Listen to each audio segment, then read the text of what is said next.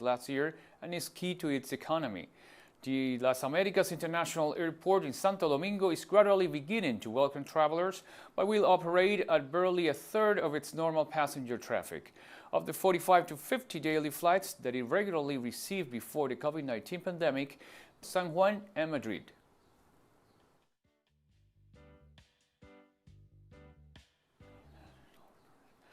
In Guyana, nationals return on repatriation flights after being stranded in the United States since the close of borders on March 17. My father has a health condition, so I was definitely very concerned about going outside. I feel as if you're around people who have health conditions or they're at risk for COVID, you need to be extra careful, even if you may not seem so. People can be asymptomatic. Hurting the rest of Guyanese that want to come home. So obviously you should put your correct information to just help out your fellow Guyanese, you know.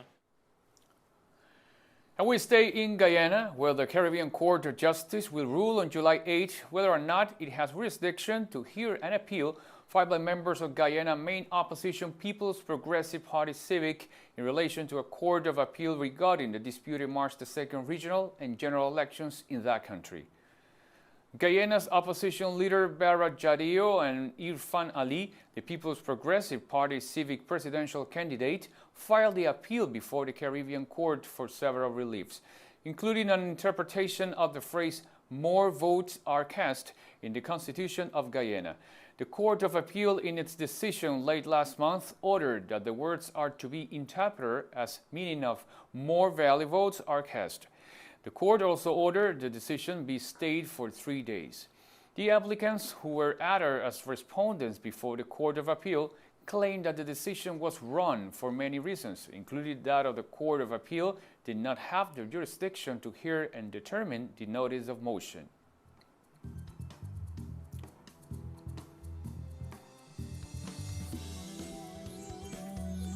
And we are taking a very short break now, so don't go away.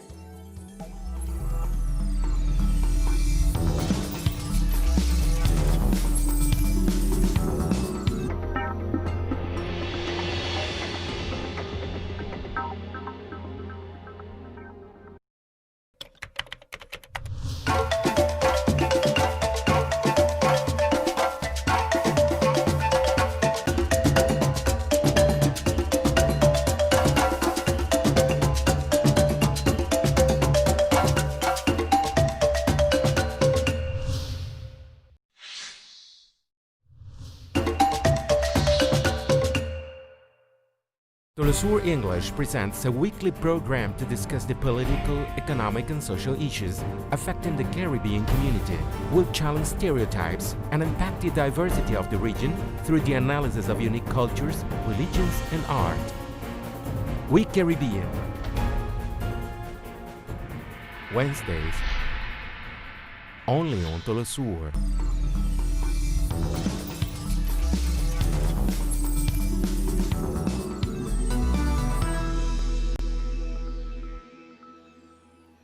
Welcome back to From the South. In Russia, the counting of the popular consultation of the constitutional amendments promoted by the national government advances. According to the country's Central Electoral Commission, with 100% of votes counted, 77.92% of voters have supported the constitutional amendments. The governing body also ensured that transparency of the entire process, reporting that citizens' participation in the popular consultation reached 65%. Among the amendments to the Magna Carta stand out of the constitutional rank granted to the population's right to a pension and also seeks to limit the presidential mandate to a maximum of 2 terms.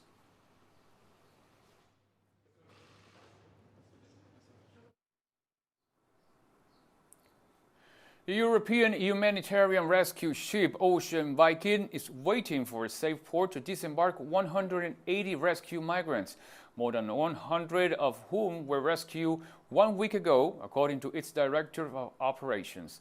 The 70-meter-long rescue ship Ocean Viking is run by the non-governmental organization SOS Mediterranean. The ship has rescued 180 migrants on June 25th and 63 more people on June 30 in 4 different operations. SOS Mediterranean's Director of Operations, Frederic Penard, have said they were left in limbo without any indication of a port for disembarkation.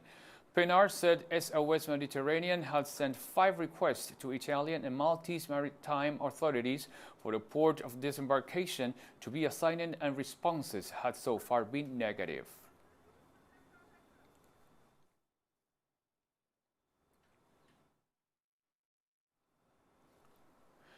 The foreign ministers of Germany and Croatia met on Wednesday as Germany assumed the Council presidency. We see that expectations are high. We are telling everyone that we will probably not be able to solve every problem in Europe in the next 6 months. But we want to solve the most important problems, which are the basis for Europe to move quickly out of the economic through we have fallen into because of the coronavirus pandemic.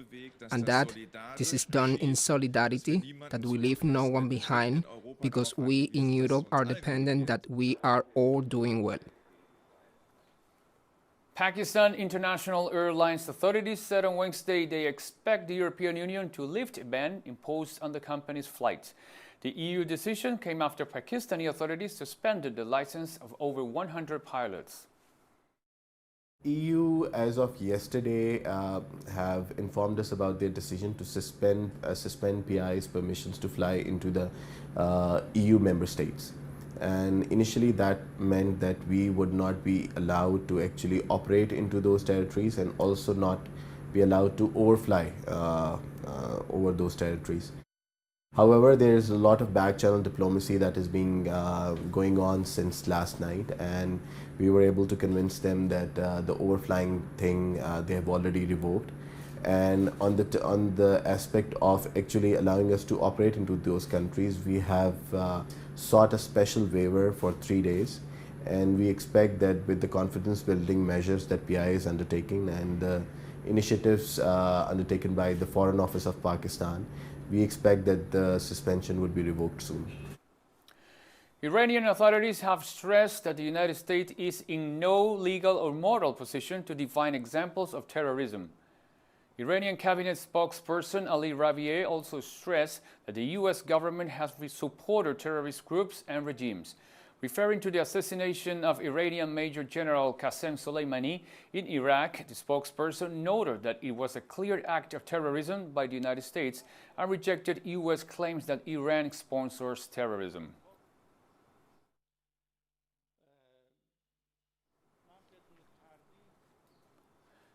This Thursday, Chinese Foreign Minister spokesperson Zhao Lijian says China will take countermeasures against Britain if it presses ahead with plans to extend citizenship rights to Hong Kong. Before Hong Kong returned to China, the United Kingdom clearly promised they would not grant United Kingdom residence right to British national overseas travel document holders. In total disregard of China's solemn position, the United Kingdom obstinately changed their position and offered a route for residency and citizenship for these people. This seriously violates its own promise, seriously violates international law and the basic principles governing international relations. China strongly condemns this and reserves the right to take further responses. All consequences will be borne by the United Kingdom. The Chinese Foreign Ministry spokesperson also urged the United States to stop interfering in internal affairs of Hong Kong. The attempts by the United States to block the national security law are doomed to fail. We urge the United States to grasp the reality of the situation, strictly abide by international law and the basic principles of international relations. Stop interfering by any means in Hong Kong affairs. Stop advancing or implementing this negative bill. Otherwise, we will take strong countermeasures. All consequences will be borne by the United States. And we have more stories coming up after this final short break, so stay with us for more.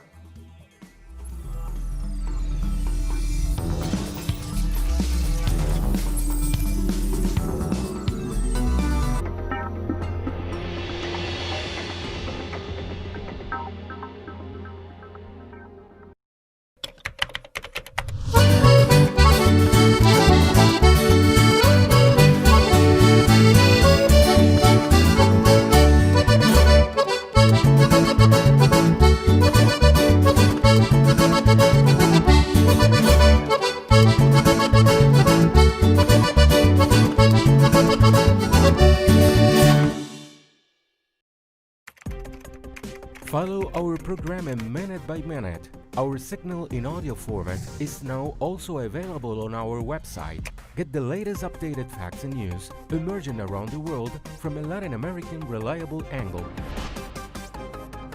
TeleSUR, connecting the Global South.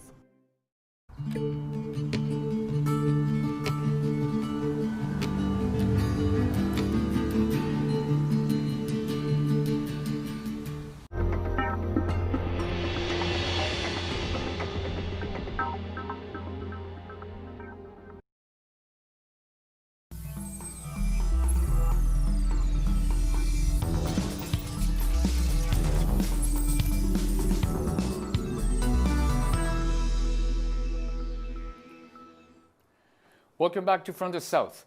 Palestinian authorities have announced a five-day lockdown across the West Bank to prevent the COVID-19 spread in the country after confirming infections raised to more than double following the easing of previous restrictions. Palestinian government spokesman Ibrahim Melhed said that starting from Friday morning, all governorates of the West Bank will be closed for a period of 5 days, adding that pharmacies, bakeries, and supermarkets were exempt. The latest data from the Palestinian Ministry of Health said that more than 2,600 people had tested positive for COVID-19 since the illness was first recorded in the West Bank, compared with just 1,200 a week ago. Most infections were traceable to Palestinians working in Israel or Arab Israeli visitors to the West Bank, according to the Palestinian Health Minister Mai al-Kaila.